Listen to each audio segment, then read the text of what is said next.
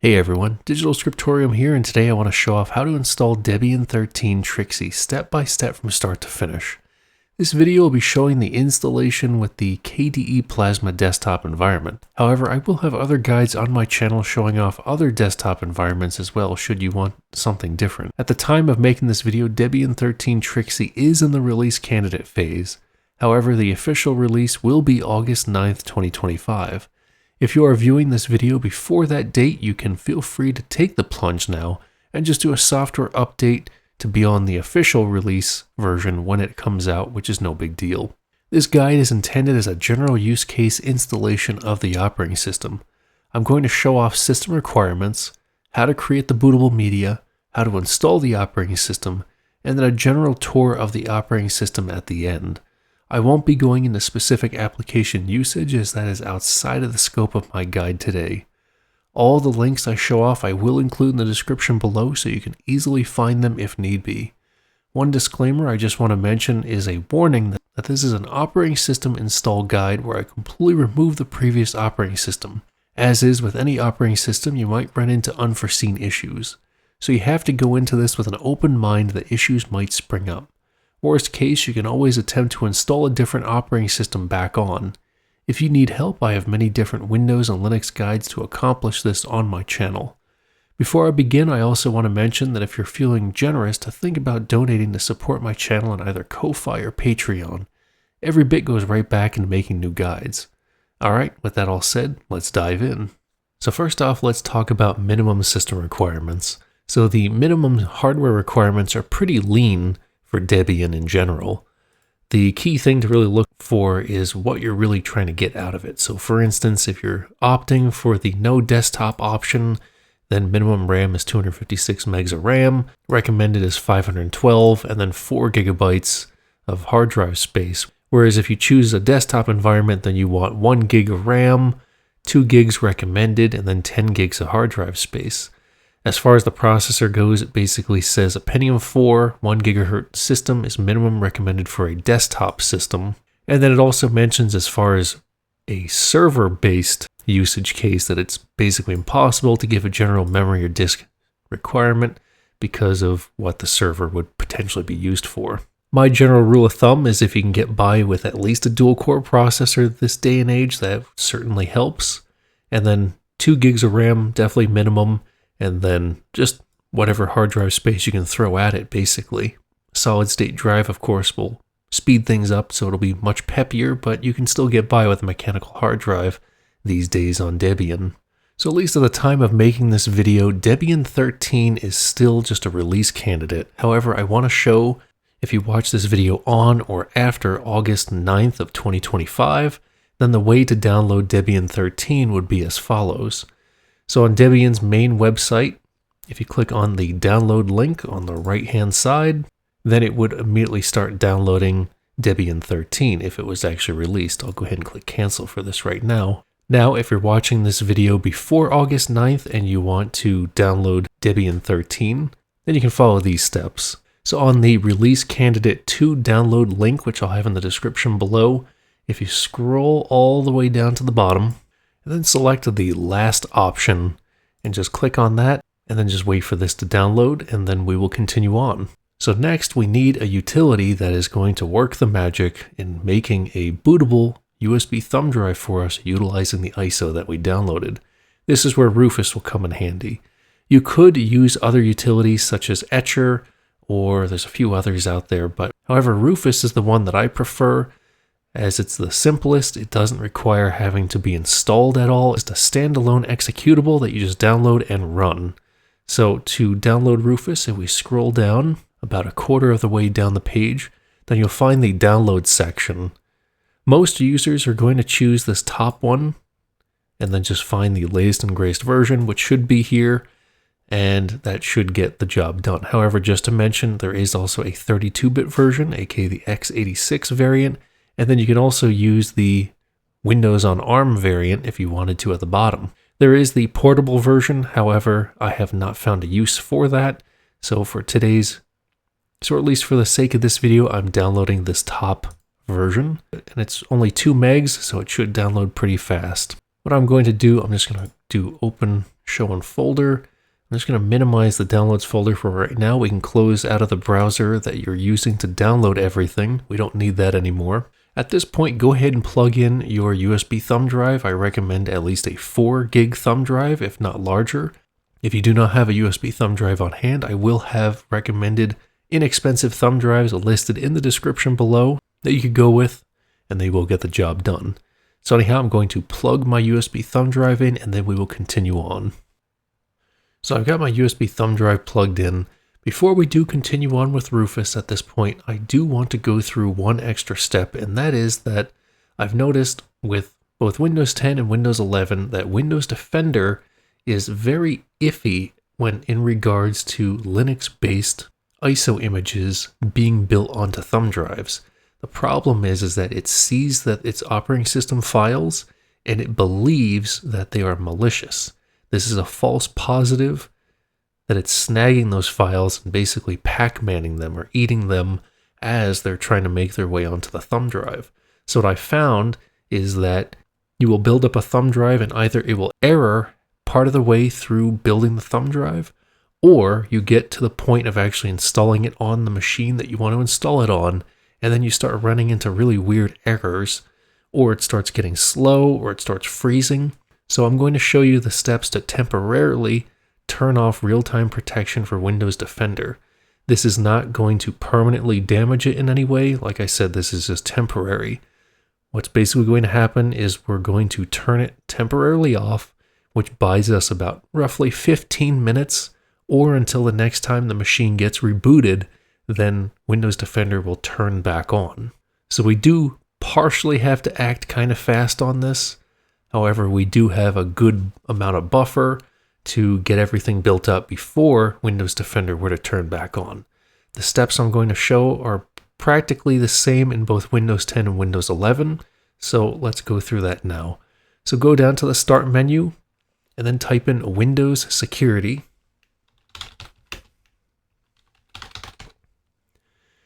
And you should see Windows Security pop up. Let's click on that. Next up, click on Virus and Threat Protection. And then under Virus and Threat Protection Settings, click on Manage Settings. And then this is the section right here that we need to toggle off. So real-time protection, toggle the on to off. You're going to get the UAC prompt. Select yes for this. That's okay. And then we're going to get a little pop-up balloon on the bottom right-hand corner basically saying, hey, something's going on with Windows Defender, and it's just basically giving us a warning. That's perfectly fine. We can just click the X for that, and we can close out of this at this point. So next up, let's go to our downloads folder or wherever you stashed Rufus. So once again, make sure your USB thumb drive is already plugged in before you click on Rufus.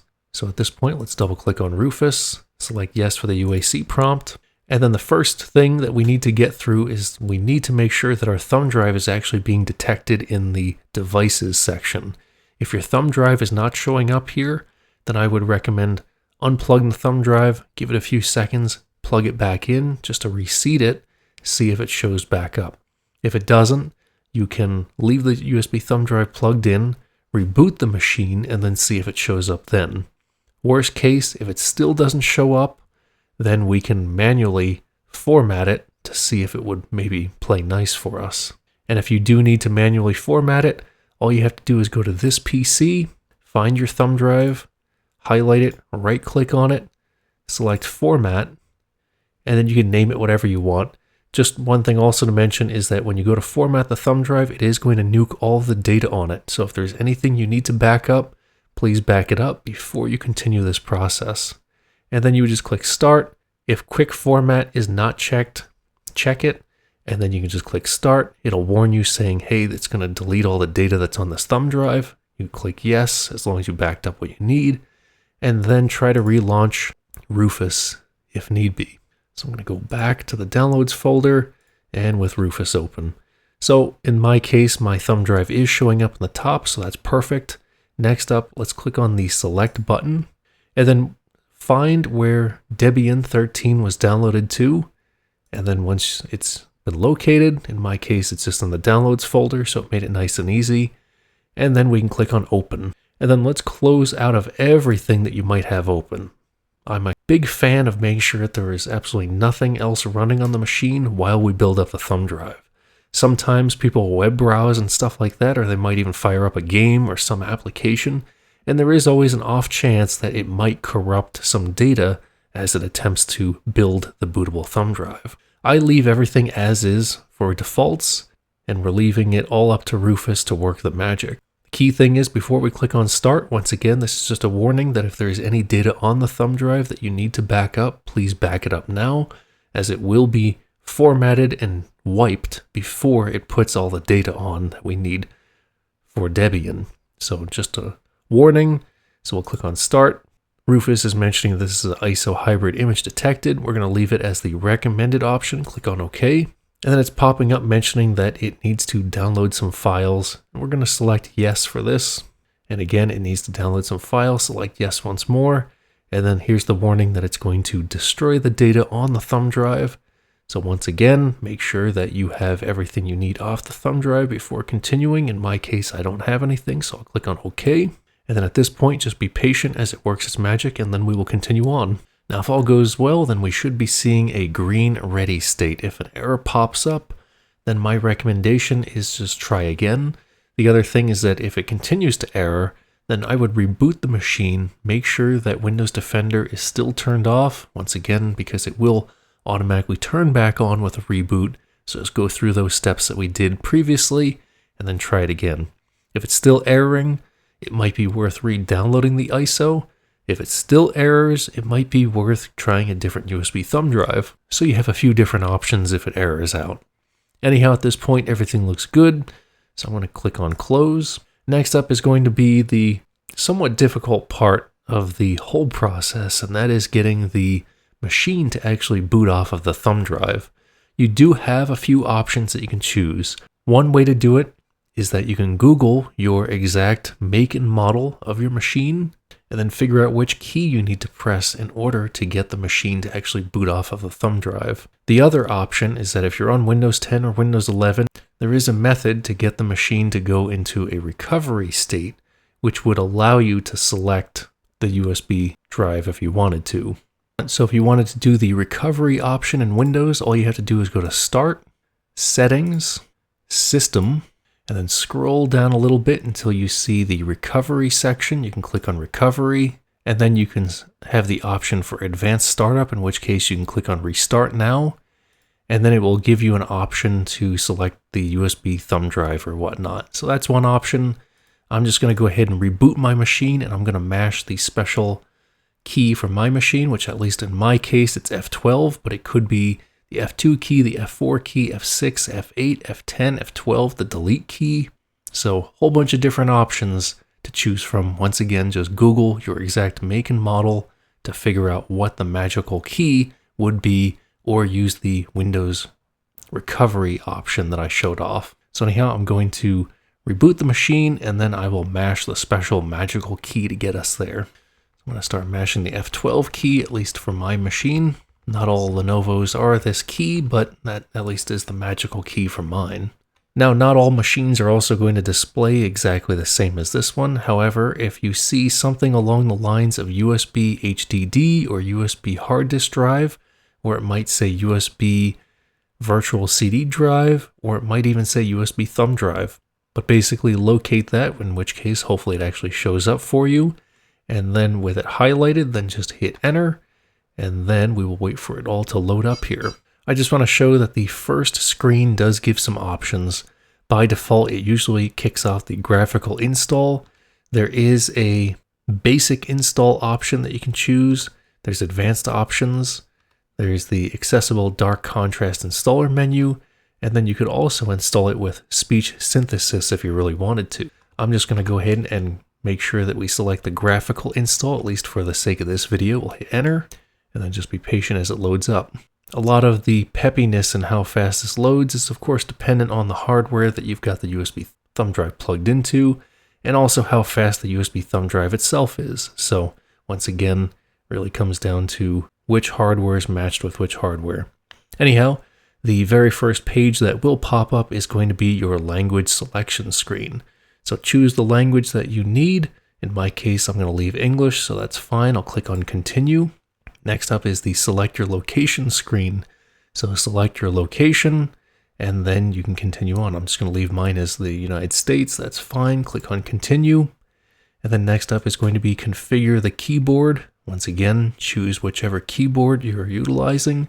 I'm going to leave mine as American English, and I will click continue. And then just be patient as it works. It's some magic at this point, and it's going to go through a series of different screens, but just be patient. At this point, one thing I do recommend, if possible, is plug your machine into a Ethernet cable if possible. The alternative is if you have a wireless controller in your machine that you could connect it to wireless to continue on. So once again, prioritize, if possible, plug it into Ethernet. If it's not possible, you can select wireless and you can go through the steps of connecting it to a wireless network.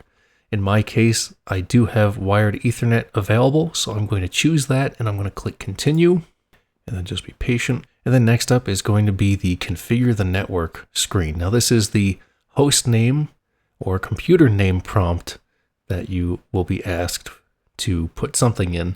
You can name this machine whatever you want. In my case, I'm just going to name it something generic. I'll just name it that and we'll click continue. And then next up, if you are connecting it to a domain, then you would be able to type in the domain name here. Most users are not going to have a domain, so you can just leave it as local domain and then click continue. Now this is optional. However, you could type in a password for the root account here, and that would enable the root account.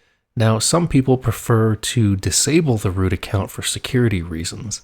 If you decide to not utilize a root account, then you could leave these options blank, in which case when you go to create your user, then your user is given sudo capabilities, or basically administrative privileges. In my case, I am going to go ahead and create a root account, but once again, it's completely optional. So once again, if you want a root account, type in a password here. If you do not want a root account for security reasons, leave the two password fields blank and then click continue, and that will disable the root account. But anyhow, like I said, I'm just going to create a root account for the sake of this video, and then I'll click continue. And then next, it's going to ask for an actual user account to be created for non-administrative capabilities. Now, like I said, if the root account if you do not type in a password for the root account, then this user account that you create is actually going to have administrative capabilities. So go ahead and type in a name and then click on continue. And then generally it selects the first name that you type in. In my case, it says digital, and that's perfectly fine, but you can feel free to change it to whatever you want. I'll click on continue, and then it's going to ask you to set a password for this account. So make sure to type in something strong. And then if you did need to view the password, you could click show password in clear for both options. But in my case, I know that I should be fine, so I'll click on continue. Next up is going to be configure the clock. So go ahead and choose the time zone that works best for you. Eastern is perfectly fine for me. I'll click on continue, and then just be patient as it continues on with the whole process here. Now, as I mentioned in the beginning, the route that we're going with this video is actually installing just Debian on the machine. We're not doing a dual boot scenario. We are strictly making this just a Debian machine, and that is it. I do plan to create another video which will show how to set up dual booting between having Windows and Debian on the same exact machine. But anyhow, for this video, let's use the down arrow and let's go with the guided use entire disk option. There are also the options of setting up LVM and also encrypted with LVM. You can feel free to do research on the side if you feel as though LVM is right for you. And then there is also the option to choose a manual method, which is going to go through a series of steps where you have to manually set the partitions and the sizes and all that good stuff. But usually guided use entire disk works for most people. So we'll click on continue, and then you should see your drive listed of the machine. In my case, I have a 500 gig solid state drive. So that is already highlighted. Here is the thumb drive that I have plugged in. I'm not going to highlight that. We'll click on continue. I am going to leave all files in one partition recommended for new users. There's separate home partition, there's separate home, var, and temp partitions, and then there's even separate var and serve and srv swap for 1 gigabyte for servers. And then there's also the small disk less than 10 gigabyte partitioning scheme. Like I said, we're just going to leave it as the recommended option. We'll click on continue. And then this is just a preview of what is going to be changed. So if everything looks good in this portion, which to me everything looks perfectly fine, then we will click on continue. Once again, also just to mention is that we are going to nuke all the data on the machine. So if there's anything you need to back up on the machine before you go through this process, then please do so and then go right through the steps that we did previously. Anyhow, I don't have any data that needs to be backed up, so I'll click on continue. And then here's the warning saying it's going to delete the data on the hard drive. Anyhow, I'm perfectly fine with that, so we'll select yes, click on continue, and then just wait for this to work its magic. And it will take a little bit of time, so just be patient. Next up is going to be configuring the package manager, and this is basically pointing us in the direction of what archive mirror do we want the operating system to choose to pull from. In my case, I'm going to just leave mine as United States. However, if you feel you need to change yours to any of the different ones, and feel free to, we'll click on continue. And then I'm just going to leave mine on deb.debian.org. That should do the trick. We'll click on continue. If you're behind a proxy, then you can feel free to change up your proxy configurations at this point. In my case, I am not behind a proxy, so I'll click continue and then just be patient again as it continues to work the magic. Next up is configuring the popularity contest, aka telemetry. So this basically is the opt-in, if you wanted to be able to send anonymous data back to distribution developers if you wanted to.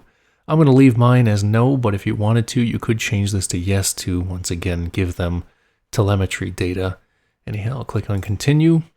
All right, so at this point, this is the section that will be able to choose optional pieces of software. Now, one of those pieces of software just happens to be the specific desktop environment that we're going to install. So by default, GNOME is set. However, since this video is going over setting up KDE Plasma, let's check KDE Plasma and then uncheck GNOME. Leave the Debian desktop environment checked. So it should be Debian desktop environment checked and then KDE Plasma. You do have the option to, for instance, set a web server or SSH server. Some people may choose the SSH server for the fact that you can connect in from another machine via terminal. Especially if maybe you're following one of my game server guides, you might notice that I'm connected in via an SSH terminal of some kind.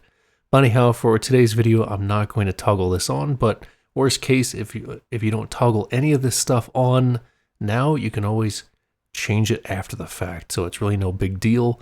This is just a spot that's just an easy way to toggle some basic features on. But anyhow, everything else looks good here, so let's continue on. And then once again, just be patient. All right, if all goes well, we should see the finish the installation screen and installation is complete. If for some reason it errored out at this point, I would recommend just trying again. If it still errors out, then the other thing is, once again, was Windows Defender actually temporarily turned off and it potentially Pac-Man'd the files as Rufus was working the magic. The other thing also is that it could also be that your USB thumb drive is just on the fritz, and it's always worth trying a different USB thumb drive. Sometimes different brand thumb drives can just act weird for some reason. Anyhow, go through kind of the steps that I'd mentioned and see if it makes a dent in the problem that you're seeing. But anyhow, in my case, mine installed okay. So I'm going to click on continue. And then what I'm going to do is, as soon as it goes back to my post screen, aka my Lenovo screen or whatever brand yours is, I'm going to pull the thumb drive. So I just pulled the thumb drive. That way it doesn't accidentally boot off of it again. And we'll hopefully have it booting off the main drive here shortly. And this is good. I'm just going to use the down arrow key just to stop the 10 seconds or so that we have before it just automatically continues on with the Debian GNU Linux. But there is the option for the advanced options for Debian GNU Linux. And then there's also the UEFI firmware settings that you could choose. Anyhow, I just wanted to show those off before it continued on. So I'm just going to hit enter to continue with just the default Debian GNU Linux at the top. And then just be patient as it loads up. The first time that it loads, it may be a little bit slower, but just give it some time and it should work the magic. And generally speaking, if you see any errors or anything on here, you generally don't have to be alarmed unless it's actually frozen and it's not actually getting anywhere. Alright, if all goes well, we should see a login screen, and you also have some power options if you wanted to choose them down below. But let's go ahead and log in here. And then it should load in for us here in a moment. And then you'll be met with this Welcome Center little pop-up. You can feel free to peruse through everything here. I'll just click next through all this stuff. But it does have some good information on what KDE is and all that good stuff. And there is the option in here to share anonymous usage information. You can feel free to change this up however you want it. I'm just going to leave mine as disabled. We'll click on next, and then we can click on finish. So at this point, everything is installed, and you could jump right into using this. If you're curious on seeing a general tutorial of KDE Plasma on Debian 13, then feel free to keep watching. I'm not going to do an extreme deep dive, but I'll do a general run through of things and just to show off where certain settings or whatever may reside. So anyhow, with that said, let's dive right in. So to begin, let's start in the bottom right-hand corner. So in the furthest right-hand corner section, there's going to be the Peek at Desktop. So for instance, if I had something open and I click on Peek at Desktop, then it basically does just as you would have in Windows, where it will show your desktop, and then you click it again and it'll bring up whatever you had opened. To the left of that is going to be your date and time, and as well as your calendar options. So you can feel free to take a peek. You got your days, your months, your years. You can take a look at all that good stuff.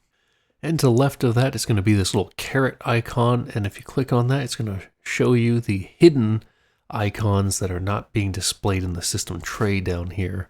But you've got notifications, you've got vaults to where you can create encrypted vaults. There's display configuration, so you can configure display options. There's power management, if you wanted to change up your power options. There's a Wayland X11 video bridge, disks and devices. So if you had like a USB thumb drive or something plugged in, then it would give you options here. And then there's KDE Connect, which is a whole separate thing to dive into. And I'll go into a little more detail on this stuff once we get into the settings section. To the left of that is going to be your networks. If you click on this, then it gives you what you have for network. So if you just have a wired connection, then you would see just the wired. However, if you also have a wireless controller, then you're going to see wireless networks within range. I'm going to have this partially blurred out for the privacy of my neighbors.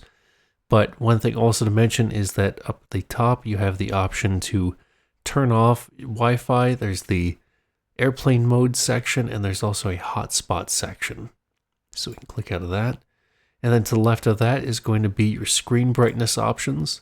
So if you wanted to change up your screen brightness, or if you wanted to enable the night light, which suppresses the blue color spectrum, then you can toggle that on. And then to the left of that is going to be your volume options, as well as if you had a microphone attached, then you could adjust your microphone and all that good stuff.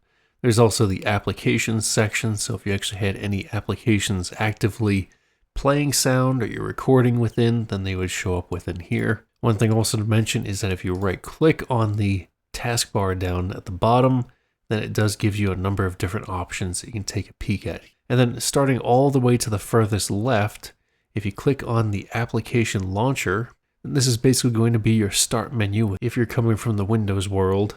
So starting at the very top, you're going to have your username being displayed. And then there's a search feature, so where you can search applications if you wanted to. And then there's a favorites section. So if you favorited any applications, they would show up in here. There's the all applications section, which as you can see, if we scroll, there's quite a few applications to select if you wanted to take a gander in here. Lots of options. And then it also has applications broken down within categories. So you have development category, graphics category, help, internet, multimedia, office. And this is where like LibreOffice is going to be located, as well as mail clients, science and math, system, which system has a lot of good stuff for configuring a bunch of stuff if you wanted to, and then there's utilities, which also has a lot of good stuff. So that's within applications, and then if you click on places, And this is where you can get into your computer section. So you're going to have applications, but then you'll have the places section down here. So this is where you'll find your home, your desktop, your documents, your downloads, your music, your pictures, your videos, and your trash, as well as any remote network connections that you might have. And then there's also the recent sections. So all this stuff here is bound to your specific user account. But there is also the history section, frequently used. Obviously, with this being a fresh build, none of these have history or frequently used options available to us yet. And then to the right of that is going to be basically your different power options. So you can put the machine to sleep, hibernate, restart, shut down. And then one thing also just to mention is that there's also the leave option. So if you click leave, then it gives you the option to lock the screen, log out, or switch user. And then if we click the application launcher icon again, then we can minimize it. And then to the right of the application launcher is your system settings. And I'll maximize this so it's a little bit easier to see. So starting at the very top, there is the search option. So if you wanted to search for a specific setting, then you could do so in the search bar. And then at the very top is the quick settings option. So this is where you can change up your themes. So there's the basically a light theme and then a dark theme. So if we click on the dark theme and click apply, then it puts us into the dark theme. There's also the option for wallpapers, global theme, animation speeds, if you wanted to change that up. And as you can see, if I move my cursor very fast, it also makes it larger, in case you didn't notice that previously when I was moving it relatively fast. So there's also the option to change up clicking files or folders. So for instance, clicking on them generally requires double clicking to open it. However, you could also set it so that just clicking once opens it. Then there's behavior settings that you can feel free to adjust in this section. And then moving on, and the input and output is going to be mouse and touchpad. So there's mouse configurations you can change up if you have a touchpad, which I don't, but there would be touchpad configurations that you can change in here if you have a touchpad. There's the screen edges, which gives you a number of different options to adjust. Below that is going to be keyboard. So this is where you can change up your keyboard after the fact of setting it up initially in the installation of Debian. So you can change this up if you wanted to. There's virtual keyboard stuff, shortcuts, and you can add new, you can search for shortcuts, that kind of stuff. Next one down is touchscreen. So if you have a touchscreen, then it would give you a whole bunch of different options to choose from in here. I don't have a touchscreen. And there's also touchscreen gestures that can be configured. Once again, if you actually have a touch screen. Below that's going to be game controller. So again, if I had a game controller attached either wired or wirelessly, then I would have a number of settings I could change up in here. Below that is going to be drawing tablet. Again, I don't have a drawing tablet, but if you had one connected, it would show up with a bunch of settings. Sound, this is going to give you more options than just clicking on the volume option down there. But anyhow, once again, you've got your speaker configuration. There's the recording devices if you had a microphone attached, and then there's also the playback streams notification sounds that you can adjust on the bottom. Below that's display and monitor. So if you had multiple displays, they would show up on the top. You can change up your screen resolution, you can change your scaling, screen orientation, refresh rate, RGB range if you wanted to adjust it. There's color profiles, color accuracy, there's brightness controls. And then you also have the legacy application X11 configurations in the bottom. Below that's accessibility. So if you needed to change up any of these accessibility options, then this is where you're going to go. As you can see, there's a number of different options that can be custom configured if you need those. Below that is connected devices. So if you click on Bluetooth, if I had a Bluetooth controller on my machine, it would give options for pairing devices and all that good stuff in here. Below that is disks and cameras. So you've got device actions. If you were to plug in any of these, it basically means what is it going to initialize. Device auto mount and digital camera. If I had a digital camera, it would show up with some options here. Below that is Thunderbolt. This is another case. If I had a Thunderbolt controller on my machine, then it would show up with some options here. And then below that is KDE Connect. KDE Connect I briefly showed off, at least the option for it, under the Show Hidden Icons.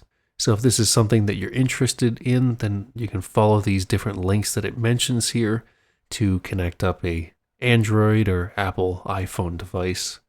And then below that is printers. So this is where you could add a printer. Up on the top right, you could click Add Printer and go through the steps of adding a printer. And if there were printers added, they would show up in here as well. If we scroll down, then you got the networking section. So there's Wi-Fi and internet. So this is more of the hardcore configurations for networking if you wanted to change any of that up. There's firewall options. There's proxy configurations and connection preferences that you can feel free to dabble in. And then next up is appearance and style. So there's the wallpaper section. So the top is kind of a category section that you can choose from. And then you can also add, for instance, a picture or something if you didn't want to have any of these pre-canned desktops. I'll just click on one of these just to change it up. And we'll click apply. And then next up is colors and themes. So this gives you a little more custom configuration into your themes. So for instance, I went just a breeze dark, but there's a number of different other themes you could choose from. And then it also gives you even more hardcore kind of theme configurations for colors, nightlight, application style, plasma style, window decorations, icon, cursors that you can really dive into, system sounds, splash screen, login screen. So you can change up what your login screen is, which currently it is on the Debian Breeze, but you could change it to just plain Breeze if you wanted to. And below that is text and fonts. So this is where you can change up font configurations. And then there's also font management if you wanted to adjust those. And then below that is apps and windows. So there's default applications. So here's where you could change up your various default applications. For instance, if you wanted to change your browser to Firefox or Chromium or something of that sort, you can change it here. So each application can be set to each one of these kind of categories. And there's file associations. So if you wanted to change up your file associations, this is where you can make that magic happen. Below that is notifications. So this gives you all sorts of notification configurations that you can feel free to dive into. Below that is window management. And there's a whole bunch of configurations you can change up in here. Below that is activities. And by default, there isn't much, but you could create a new activity, dive into that if you want to. Workspace is next, and there's general behavior. So there's a bunch of behaviors that you can change up within this section. And then below that is search. And this is where you can turn on file indexing. And then there's also plasma search, which gives you a whole bunch of different options you can take a gander at. I'll scroll further down. And then security and privacy, there's screen locking. So this gives you the option of when the screen is going to lock automatically. And there's also a password delay. Below that is application permissions. So this gives you application permission configurations. And then there's KDE Wallet. If you want to configure your KDE Wallet subsystem, then you can feel free to dive into that. Recent files, there's going to be whatever recent files you've been diving into. Once again, because this is a pretty fresh machine, there's not a whole lot going on here. There's user feedback next, which again was that option that we had during the welcome screen. So if you wanted to change it up after the fact, you can do so here. And then language and time, there's region and language. So if you needed to modify any of your configurations for this, this is the spot to do that. And then below that is spell check. So you can custom configure your spell check settings. Date and time, pretty self-explanatory. You got your date and time configurations and your time zone configurations that you can change up. Scroll down just a smidgen more here. And then there's the system subsection. So about this system, so this gives you a general rundown of your machine information. There's also the more system information in the top right if you need to take a gander at that. And then below that is power management. So this is where you can adjust when the machine's monitor goes to sleep, when the machine itself goes to sleep, things like that. One thing is that if you have a desktop, a lot of users want to change up the suspend session section for when inactive. So a lot of desktop users would probably choose do nothing for this section. However, if you're on a laptop, then you may want to leave this as is for longer battery. But basically after 15 minutes, it's either going to do one of these different options. Next up is system update. And this is really just the configuration for what you want to do if you want to update your software manually or if you want to set it automatically, which quite frankly, at least my personal preference is turn automatically on and then click apply if you want to. I set it to automatically, that way I know that the machine is actually going to stay up to date for everything. There's not going to be security vulnerabilities, bug fixes are going to happen, that kind of stuff. And then next up is users. So this is going to show all of the user accounts that are on the machine. If you wanted to add a new user, you can do so here. You can change up the account type, and you can also change the password if you wanted to. You could even delete the user if there was another user actually in here. Because Digital Scriptorium is the only account in here, I can't actually delete it. Then below that is Auto Start. So this is where you could add in Auto Start items if you wanted to. And then below that is Session. This basically allows you to launch applications that you had previously open the next time you log in. And there's also locations, and this is all pretty self-explanatory, and folder locations for specific categories. For instance, desktop folder is in home, the user's name, and the desktop, and so on. And then below that is backups. So if you wanted to configure backups for your machine, you can toggle that on and go through all the steps of configuring that. So that's it for the settings section. And then to the right of the system settings is going to be Discover, aka the Software Center. Let's give this a moment to load. I'll maximize this. So this is a helpful spot where you can download certain applications without having to search for them on the internet. So it's kind of a one-stop shop for a lot of very popular applications, and there's a lot to find in here. You can use the search bar, and then there's also the category sections. You can also kick off updates if any apps are queued up for updates. You can also force a refresh to see if anything needs updates. And in this case, there actually is a number of updates. So let's actually go through the steps of updating these. So let's click on Update All, and then type in your password for root if you created a root account. Otherwise, you would just type in the password for the username that you're logged into. And let's wait for this to download, install, and all that good stuff. And there we go. Now we're up to date. So that's pretty self-explanatory. We can close out of that. Next up from Discover is going to be Dolphin File Manager. And I'll maximize this. So this is just folders and file directories are. So by default, home is the home for your specific user account. So this is Digital's home. This data is only accessible to Digital or whatever you named your username. And then there's desktop, documents, downloads, music, pictures, videos, and trash. One thing to note is if I hover over one of these, you'll see that it actually shows my full file directory path. So just a note. And then you've got remote for network. So if there's any network related machines that are sharing or anything, that you can see them here. You can also manually connect with the different settings that are up at the top. And then there's recent files, which once again, I haven't opened anything. And then there is recent locations. Once again, it's a brand new OS, so there's not a whole lot going on again. And then there is device, and this will actually show you your free space. Then this is the root of your main drive's folder directory or file directory here. So close out of that. And then next up over on the right is going to be Conqueror. And as I mentioned, Firefox is also on KDE, is also installed. So you could swap it if you wanted to, or once again, install whatever browser you're choosing. The sky's the limit. So this is pretty self-explanatory. It's a pretty good baseline web browser. And then one last thing just to show is if you right click on the desktop, you do have the option to change up your desktop and wallpaper, display configurations, create new, so you can create new folders and various file types and whatnot. There's icon configurations. If you copied something, you can paste it. If you change something, you can undo it. And then you can also enter edit mode. So if you're new to Linux, then the biggest thing that I always tell people is just dive in. Just learn it. Feel free to poke around. Worst case, you botch something and then just Google how to fix it. Or worst case scenario, just reinstall the operating system. But really, the best way to learn it is, like I said, just dive in. Try to use it as a daily driver.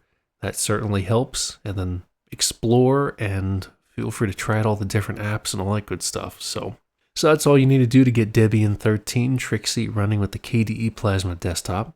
If you found this video to be useful, please like it and subscribe to my channel to keep up on my latest video happenings. I also invite you to check out my channel if you haven't already, as it has many interesting guides and many more to come. Anyhow, until next time, take it easy.